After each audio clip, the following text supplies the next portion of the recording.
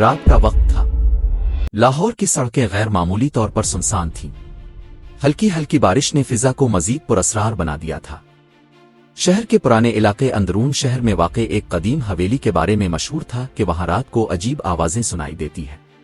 لوگ کہتے تھے کہ وہ حویلی نواب سلیم کی تھی جو قام پاکستان سے پہلے پراسرار حالات میں لاپتہ ہو گیا تھا۔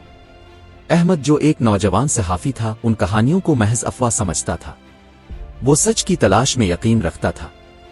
اس نے فیصلہ کیا کہ وہ اس حویلی کا راز خود معلوم کرے گا۔ اس کے دوست علی نے اسے بہت روکا مگر احمد کے اندر کا تجسس اسے چین سے بیٹھنے نہیں دے رہا تھا۔ رات کے 12 بجے احمد ایک ٹارچ اور کیمرہ لے کر حویلی کے بڑے سے زنگ آلود دروازے کے سامنے کھڑا تھا۔ دروازہ ہلکے سے دھکا دینے پر چرچراتا ہوا کھل گیا۔ اندر گھپ اندھیرا تھا۔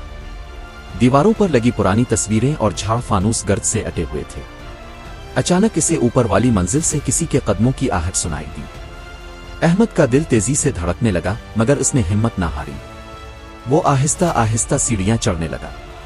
ہر قدم کے ساتھ لکڑی کی سیڑھیاں کرا رہی تھی۔ جیسے ہی وہ اوپر پہنچا ایک دروازہ زور سے بند ہوا۔ اس کے ہاتھ کانپ گئے مگر اس نے دروازہ کھولا۔ کمرہ خالی تھا۔ صرف ایک پرانی میز اور اس پر رکھا ہوا ایک صندوق۔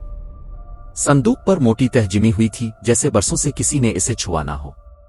احمد نے کانپتے ہاتھوں سے صندوق کھولا۔ اندر پرانے خطوط اور ایک ڈائری تھی۔ ڈائری کے پہلے صفحے پر لکھا تھا، یہ راز اگر کسی نے پڑھ لیا تو وہ کبھی محفوظ نہیں رہے گا۔ احمد نے بے اختیار ڈائری پڑھنی شروع کی۔ اس میں نواب سلیم نے لکھا تھا کہ حویلی کے تہ خانے میں ایک خفیہ سرنگ ہے جو شہر سے باہر جنگل تک جاتی ہے۔ اس سرنگ میں اس نے ایک قیمتی خزانہ چھپا رکھا ہے مگر اس خزانے پر ایک خوفناک سایہ پہرا دیتا ہے۔ اچانک کمرے کی کھڑکی زور سے بند ہوئی اور ٹارچ بجھ گئی۔ کمرے میں گھپ اندھیرا چھا گیا۔ احمد کو محسوس ہوا جیسے کوئی اس کے پیچھے کھڑا ہو۔ اس نے ہمت کر کے پلٹ کر دیکھا مگر وہاں کوئی نہ تھا۔ صرف ٹھنڈی ہوا کا جھونکا اس کے چہرے سے ٹکرایا۔ وہ تیزی سے نیچے اترا اور تہ خانے کی طرف بڑھا۔ تہ خانے کا دروازہ آدھا کھلا تھا۔ اندر سے ہلکی سی روشنی آ رہی تھی۔ احمد نے کیمرہ آن کیا اور اندر داخل ہو گیا۔ دیواروں پر عجیب و غریب نشان بنے ہوئے تھے۔ اچانک زمین ہلی اور دروازہ اس کے پیچھے بند ہو گیا۔ اب وہ اندھیرے میں قید تھا۔ اس نے ہمت جمع کی اور آگے بڑھنے لگا۔ چند قدم بعد اسے سرنگ کا دہانہ نظر آیا۔ سرنگ میں داخل ہوتے ہی اسے دور سے کسی کے رونے کی آواز سنائی دی۔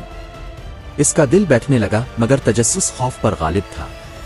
چند منٹ چلنے کے بعد وہ ایک بڑے کمرے میں پہنچا جہاں درمیان میں ایک صندوق رکھا تھا۔ یہی وہ خزانہ تھا۔ جیسے ہی اس نے صندوق کو ہاتھ لگایا ایک سایہ دیوار سے جدا ہو کر اس کے سامنے آ گیا۔ وہ ایک لمبا سیاہی ولا تھا جس کی آنکھیں سرخ چمک رہی تھیں۔ واپس چلے جاؤ، ایک بھاری آواز گونجی۔ احمد کے ہاتھ سے کیمرہ گر گیا مگر اس نے ہمت کر کے کہا، میں سچ جانے آیا ہوں۔ تم کون ہو؟ سایہ آہستہ آہستہ انسانی شکل میں بدلنے لگا۔ وہ نواب سلیم تھا۔ اس کا چہرہ اداس اور آنکھیں خالی تھیں۔ میں نے لالچ میں آ کر اس خزانے کی حفاظت کے لیے ایک منحوس معاہدہ کیا تھا۔ اب میری روح اس سرنگ میں قید ہے۔ جو بھی خزانے کو چھونے کی کوشش کرتا ہے وہ یہاں ہمیشہ کے لیے پھنس جاتا ہے۔ احمد کو احساس ہوا کہ یہ کہانی صرف افواہ نہیں تھی، یہ ایک دردناک حقیقت تھی۔ اس نے ہمت کر کے کہا، اگر میں یہ خزانہ نہ لوں اور تمہاری کہانی دنیا کو سنا دوں تو کیا تم آزاد ہو جاؤ گے؟ نواب کی آنکھوں میں امید کی چمک آئی۔ ہاں، سچ ہی میری نجات ہے۔ احمد نے صندوق کو بند کیا اور پیچھے ہٹ گیا۔ اچانک سرنگ میں زلزلے جیسی کیفیت پیدا ہوئی۔ دیواریں لرزنے لگیں۔ سایہ دھیرے دھیرے تحلیل ہونے لگا اور ایک سکون بھری آواز گونجی، شکریہ۔ اگلے ہی لمحے احمد خود کو حویلی کے باہر کھڑا پایا۔ صبح کی روشنی پھیل رہی تھی۔ حویلی اب خاموش اور پرسکون لگ رہی تھی جیسے برسوں کا بوجھ اتر گیا ہو۔ اگلے دن احمد کی خبر پورے شہر میں پھیل گئی۔ لوگوں نے اسے محض ایک سنسنی خیز کہانی سمجھا مگر احمد جانتا تھا کہ اس رات اس نے صرف ایک راز نہیں کھولا بلکہ ایک بے چین روح کو آزادی دلائی ہے۔ اور حویلی؟ وہ آج بھی کھڑی ہے مگر اب وہاں سے کوئی آواز نہیں آتی۔